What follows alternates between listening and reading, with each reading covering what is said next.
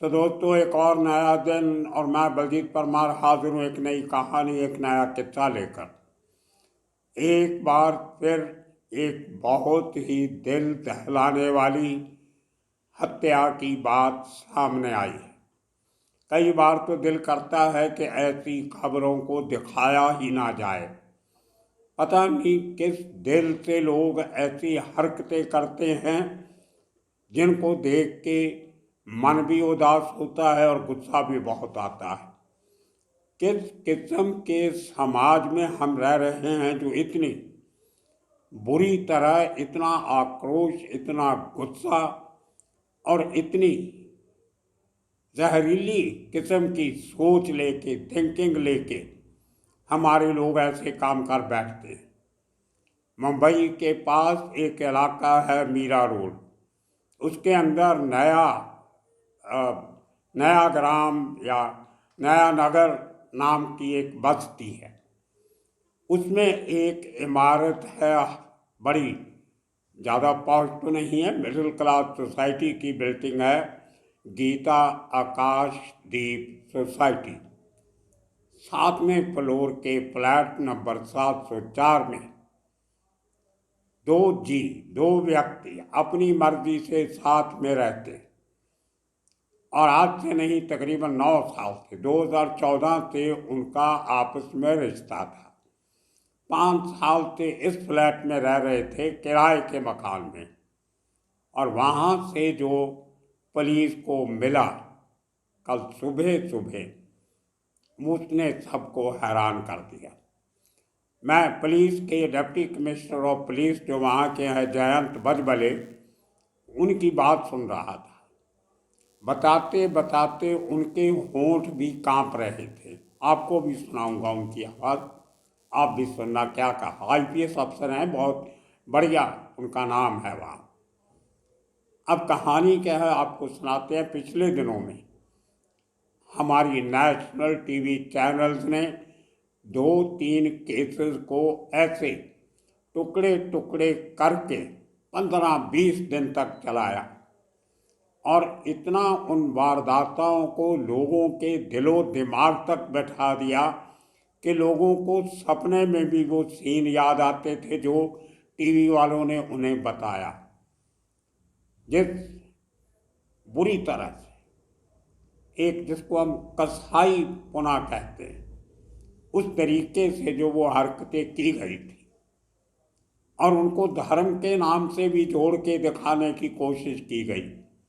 मारने वाला मुस्लिम, मरने वाली लड़की हिंदू, ऐसे 2-3 केस हो गए। मुस्लिम जिहाद, ये वो, कसाई, पता नहीं क्या क्या बातें करके, और 24 घंटे में से 20-20 घंटे वही टुकड़े वाली स्टोरी चलती रही। कैसे बता देते हैं लोग, जिस समझ में नहीं आता। पुलिस वाले जब उन टुकड़ों को ढूंढते, दिल्ली के आसपास जंगलों में घूम रहे थे, तो टीवी वाले अपना कैमरा और बूम लेके उनके पीछे पीछे घूम रहे हैं। कहाँ से कोई टुकड़ा मिले। टुकड़ा नहीं मिला तो जंगल की तस्वीरें, पेड़ों की तस्वीरें, कचरे के ढेर, कहीं खड्डा, कहीं कुछ, वो दिखाते रहे। पुलिस का काम बहुत मुश्किल है, ऐसे जंगल में हड्डियों को ढूंढना, मांस के टुकड़ों को ढूंढना। पता नहीं किस किस तरीके से उन केसेस को इतना उछाला गया कि बहुत से क्रिमिनल्स को एक इशारा मिल गया कि अगर कत्ल करना हो तो इसी तरीके से करो, तो जाके कहीं नेशनल लेवल की खबर बनेगी। और वही हो रहा है। अभी पिछले 24 घंटों में उसी किस्म की खबर महाराष्ट्र के मुंबई के पास मीरा रोड से आई है और वही चलन चल रहा है। लेकिन इस बार कम से कम इतना नहीं हुआ कि वो दोनों, मरने वाली औरत और मारने वाला शख्स, वो एक ही धर्म के थे और एक ही भाषा बोलने वाले थे। दोनों महाराष्ट्रियन मानुष थे। अगर कहीं थोड़ा बहुत फर्क हो जाता तो आप अंदाज़ा लगा सकते हो कि खबर किस तरह बदल जाती, किस तरह धर्म खतरे में आ जाता, किस तरह महाराष्ट्र में लॉ एंड ऑर्डर की सिचुएशन खतरे में आ जाती। किस तरह औरतों का घर के बाहर निकलना तो छोड़ो, घर के अंदर रहना भी दुर्भर हो जाता, इस किस्म की सुर्खियां बननी थी। लेकिन अब क्योंकि सरकार बीजेपी की है, उस सरकार में बीजेपी भाईवाल, नेशनल मीडिया इस खबर को थोड़ा दबा के चला रहा है, लेकिन करतूत वो पहली करतूतों से और भी ज़्यादा बुरी है। अगर आपको बुराई ही दिखानी थी तो इस खबर को भी उसी तरह दिखाते, लेकिन नहीं, इस खबर में आपको टीआरपी नहीं मिलेगी क्योंकि इसमें धर्म का मामला नहीं है, इसमें कोई सेंसेशनलिज्म नहीं है, मारने वाला कोई बड़ा आदमी नहीं था, मरने वाली बेचारी वो मरहूम औरत, वो की बड़ी औरत नहीं थी, फिल्म की एक्ट्रेस नहीं थी, टीवी काम नहीं करती थी, किसी मल्टीनेशनल में काम करने वाली नहीं थी। लेकिन ये बहुत दुखदायी कांड हुआ है। ये मानना पड़ेगा कि हमारी सोसाइटी एक बहुत बुरे दौर से निकल रही। इसके साथ साथ एक और केस कल का ही इसी किस्म का बेंगलौर में हुआ। तेलंगाना से आई हुई एक लड़की बेंगलौर के एक हॉस्टल में रहती, एक घर में रहती अपने लिव इन पार्टनर के साथ, और कल उसकी लाश भी उसके कमरे से मिली। बहुत हंगामा चल रहा है बेंगलौर में भी। और अब सुर्खियां ये बन रही हैं कि आदमी पहले औरतों को लिव इन रिलेशनशिप में रहने के लिए मजबूर करते हैं और उसके बाद उनको मार देते हैं। पहले तो इनको इतराज़ था कि लिव इन पार्टनरशिप होती क्यों है, लेकिन जब सुप्रीम कोर्ट की जजमेंट आ गई और इसको लेजिटिमेट कहा गया, इसमें कानूनी तौर पे कोई गलत नहीं है। अगर दोनों बालिग हैं, 21 साल के उम्र से ज़्यादा हैं, तो उनको हक है बिना शादी किए साथ रहने का, और कोई बुरी बात भी नहीं है इसमें। अब अगर ऐसे हालात में कोई अप्रिय घटना वापर जाती है, उसके लिए किसको आप गुनाहगार ठहराओगे? लिव इन रिलेशनशिप को, या उस कत्ल करने वाले आदमी की क्रिमिनल मेंटालिटी को, उनकी मानसिकता को, उनके मानसिक रोग को? तो चलते हैं मीरा रोड। क्या हुआ? मीरा रोड और मुंबई साथ में जुड़े हुए हैं।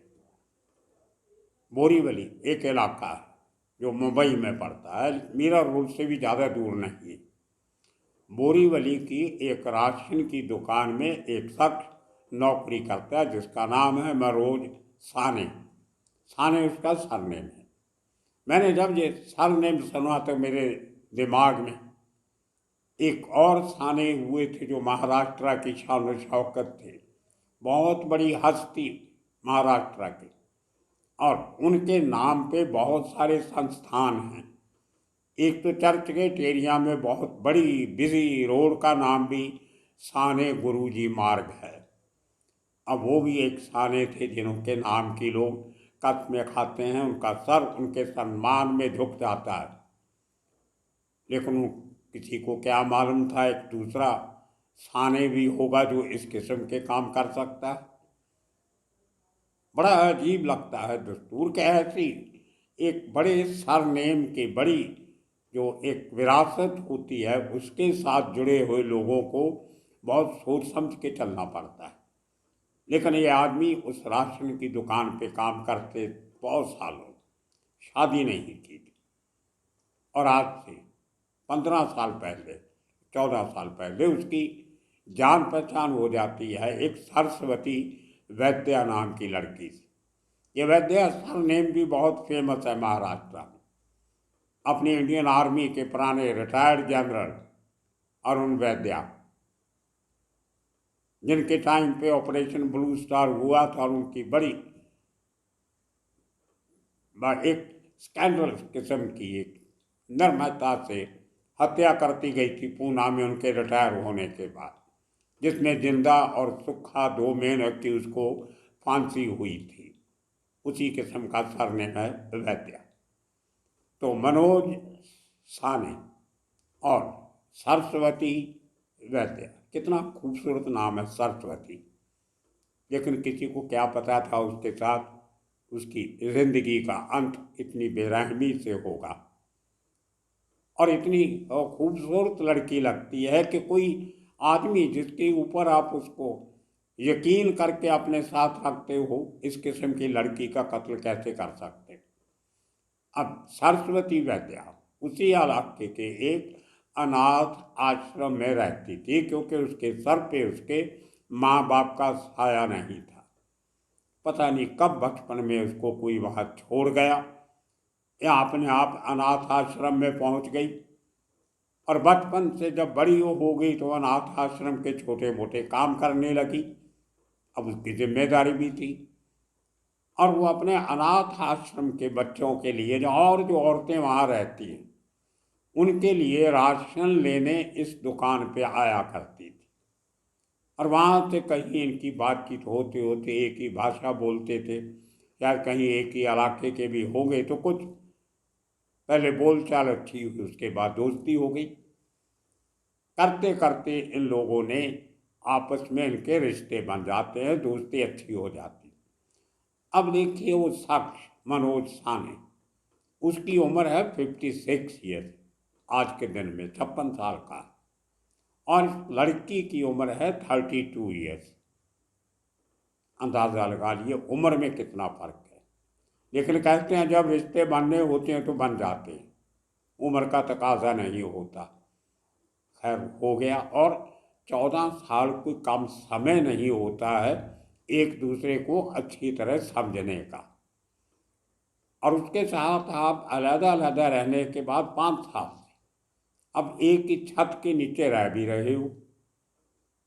ऐसा क्या हुआ कि इतना बड़ा एक्शन उस आदमी को लेना पड़ा, ये काम करना पड़ा? कोई बात तो होगी।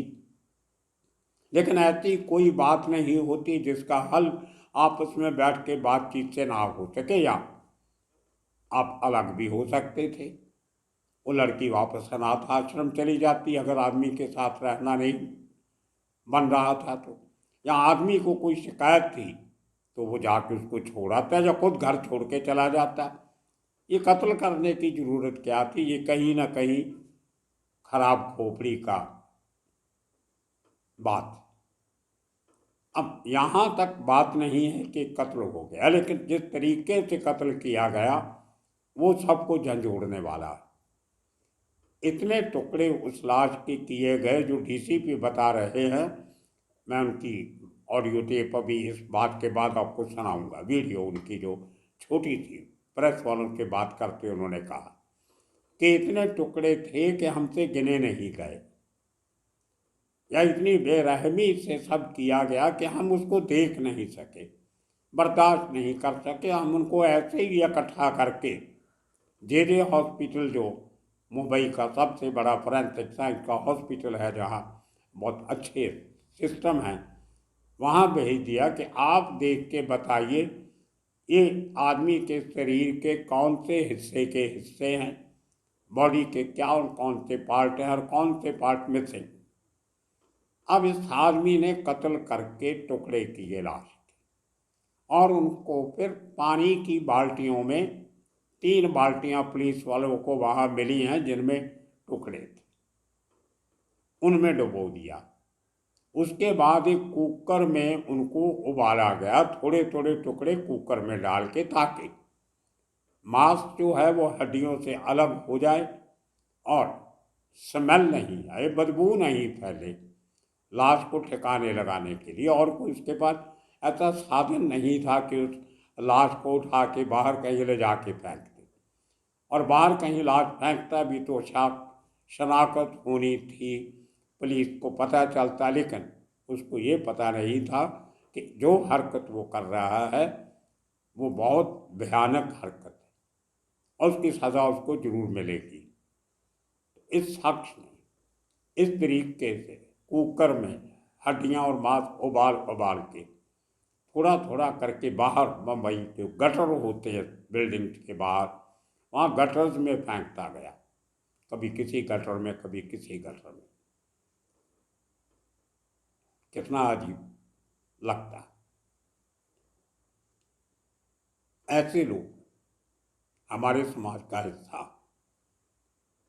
और जब कुछ लोगों को शक हुआ कि कुछ ना कुछ तो गड़बड़ है, सरस्वती नजर नहीं आ रही जो उसका रोज का रूटीन होगा, तो कुछ लोगों ने इस शख्स की हरकतें भी नोट की होगी। तो पुलिस को इतला मिलती है, और जैसे ही पुलिस पहुंचती है उस फ्लैट में 70704 में, आकाशदीप हाउसिंग सोसाइटी, नया नगर, मीरा रोड, तो पुलिस की आंखें खुलती नहीं है, बंद हो जाती। ऐसा डीसीपी साहब का कहना है कि हम देख ही नहीं सके जो नज़ारा हमने देखा, मंजर जो देखा, वहाँ दिलो दिमाग सब सुन्न हो गए थे। और यही बात वहाँ के सीनियर इंस्पेक्टर ने कही जो नए नगर पुलिस थाने के इंचार्ज हैं, कि इस किस्म का केस हमने अपनी ज़िंदगी में आज तक नहीं देखा। अब जिन लोगों ने इससे पहले जो 3-4 केस हुए थे जिनका जिक्र मैंने पहले किया, उनको इतना बढ़ा चढ़ा के दिखाया, उसी का नतीजा आज हम देख रहे हैं कि समाज में उसी किस्म के क्राइम को रिपीट किया जा रहा है, दोहराया जा रहा है, और वो सब अपने आप को उनके बराबर का समझ के चल रहा। अब जांच तो आगे बढ़ेगी, कोर्ट में केस भी चलेगा। अभी तो उसको ये 16 तारीख तक का रिमांड मिला है। अब रिमांड में क्या करेगी पुलिस? कोई रिकवरी तो करनी नहीं। ज़्यादा से ज़्यादा पता चलेगा तो एक कारण पता चलेगा कि मोटिव क्या था, और वो भी वन साइडेड होगा, करॉबोरेशन नहीं होगी। एक आदमी जो कहेगा पुलिस को मानना पड़ेगा, लेकिन वो बिना बाप की बेटी किस बुरे हालात में से निकलते हुए उस लड़की ने अपने आप को बचा के रखा होगा, संभाल के रखा होगा। अनाथ आश्रम से पल के, जिसके ऊपर ना रिश्तेदार, ना माँ बाप, ना भाई, ना बहन, कोई अपना नहीं, कोई सगा नहीं, जिसके कंधे पे सर रख के वो अपना दुख बयां कर सकती। और इस शख्स को मिलने के पहले तक वो उसी आश्रम के लोगों की सेवा भी करती रही, काम भी करती रही। लेकिन आज इस दुनिया में नहीं। कितना इनोसेंट फेस उसका लगता है, उसकी तस्वीर मैं आपको दिखा रहा। पहले आप सुन लीजिए डीसीपी का क्या कहना है। उसके साथ साथ इस आदमी को जब कोर्ट में पेश किया गया तो कैसे लेके जा रहे थे, उस सोसाइटी की एक तस्वीर भी आपको दिखा रहा हूँ जहाँ रहती थी। और हॉस्पिटल का छोटा सा एक क्लिप है जो हमारे मुंबई के हमारे सहयोगियों ने भेजे हैं, वो भी आप देख लो। कल दिनांक 7 जून को नया नगर पुलिस स्टेशन के जुरिडिक्शन में गीता आकाशदीप करके सोसाइटी है। वहाँ पे 7वें फ्लोर 7वें मंजिल से एक फ्लैट है, वहाँ से बदबू आने का इंफॉर्मेशन लोकल पुलिस को मिला था। पुलिस स्टेशन के ऑफिसर्स और स्टाफ ने जाके वहाँ पे देखा, वहाँ से बदबू आने की जो इंफॉर्मेशन थी वो कंफर्म की। वहाँ पे लॉक तोड़ के उन्होंने जब एंट्री किया तो किचन में बहुत सारे यूटेंसिल और बकेट में वहाँ पे चॉप किए हुए बॉडी पार्ट्स मिले हैं। उसमें बाद में इन्वेस्टिगेशन में ऐसा रिवील हो चुका था कि एक कपल था, लिव इन रिलेशन में रह रहा था उधर। उनका आइडेंटिफिकेशन हो चुका है, अक्यूज्ड को भी अरेस्ट किया गया है। जो डेड बॉडी के पीसेस मिले वो एनालिसिस के लिए हमने जेजे हॉस्पिटल में भेज दिया है। इस घटना के आधार पर जो इंफॉर्मेशन मिला उस बेसिस पे हमने नया नगर पुलिस स्टेशन में आईपीसी सेक्शन 302 201 के तहत मुकदमा दर्ज किया है। आगे का इन्वेस्टिगेशन सीनियर पीआई श्री वनकुटी कर रहे हैं। सो दोस्तों, देखा आपने, सुन लिया आपने पुलिस का क्या कहना है। अब थोड़े दिनों में सब शांत हो जाएगा, क्योंकि इन दोनों में से बड़ा नामचीन आदमी कोई नहीं था। समाज में इनका कोई ऐसा रुतबा नहीं था जिनका किस्सा कहानी सुनने के लिए लोग बार बार टीवी लगा के देखें या सोशल मीडिया ओपन करके देखें। लेकिन ये ट्रेंड बहुत बुरा है, दुखदायक है। अंकुश लगना चाहिए ऐसी हरकतों पे अंकुश कैसे लगेगा। एक बहुत जल्दी इनका फैसला होना चाहिए, जैसा नेशनल वुमेन्स कमीशन ने एक महाराष्ट्र सरकार को पत्र लिखा कि इसके लिए एक स्पेशल कोर्ट बना के बहुत जल्दी ट्रायल की जाए और कुछ हफ्तों में इस शख्स को जो भी सज़ा कोर्ट देती है वो देनी चाहिए। और अब मैंने जो कुछ वकीलों से बात की, ऐसे केसेस में एक एग्जाम्पलरी सज़ा देनी चाहिए, फांसी हो जा, ताउम्र की सज़ा हो। लेकिन जितनी जल्दी ये इंसाफ होगा उतनी जल्दी लोगों के ऊपर असर पड़ेगा। जो पहले केस हुए थे, अशरफ केस, अकबर केस, फलाना केस, ढिमका केस, उनका उसके बाद किसी ने प्रोग्रेस रिपोर्ट नहीं दी आज तक कि उस लड़के का क्या हुआ, उसमें चार्जशीट फाइल हुई कि नहीं हुई, केस का ट्रायल शुरू हुआ कि नहीं हुआ, अगर हुआ है तो वकीलों ने क्या प्ली लिया है, क्या केस ऐसे चल रहा है कि ऐसे बर्बरता से कत्ल करने वालों को सज़ा होगी या नहीं होगी, वो हमें कोई बताएगा नहीं। कोशिश करेंगे आने वाले दिनों में कि उन केस की लेटेस्ट स्थिति निकाली जाए और उसको आप तक पहुंचाया जाए। और इस केस में जहां ये ओपन एंड शट केस है, यहाँ किसी गवाह की ज़रूरत नहीं, किसी गवाह के किसी वकील की ज़रूरत नहीं, जो कुछ हुआ है सबके सामने उसी घर में हुआ है और वो आरोपी ने मान लिया कि मैंने किया है, तो अब देरी किस बात की।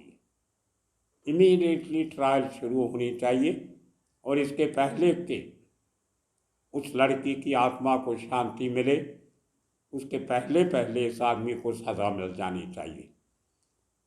तो दोस्तों, बड़े दुखी मन से ये वीडियो बनाई है मैंने, इसलिए कई बार सोचता हूँ कि ये क्राइम की सीरीज़ बंद करके कुछ और किस्म की चैनल शुरू करूँ। अच्छा नहीं लगता रोज़ कत्ल की बातें करना, खून की बातें करना, किसका पिता क्या करता था, किसका भाई क्या करता था, बहुत हो गया। एक तरफ तो हम कहते हैं कि समाज को जुर्म की दुनिया से दूर लेके जाना चाहिए, तो मेरी कोशिश हमेशा ये होती है कि मैं ऐसी बातें ना करूं जिनको देख के या सुन के लोगों के ऊपर बुरा असर पड़े। कोशिश ये होती है कि समाज में सुधार हो। लेकिन आप लोगों को तो चाहिए मसाला, वो भी मिर्च मसाला, जिसको सुन के आपका कान रस जो है वो और ज़्यादा मजबूत हो, जिसमें काफ़ी सारी तफसील दी जाए। ऐसे ज़िंदगी नहीं चलती। तो आने वाले दिनों में इसी किस्म के और कितने कहानियाँ लेके फिर हाजिर होंगे। तब तक के लिए आप सबका बहुत बहुत शुक्रिया, धन्यवाद।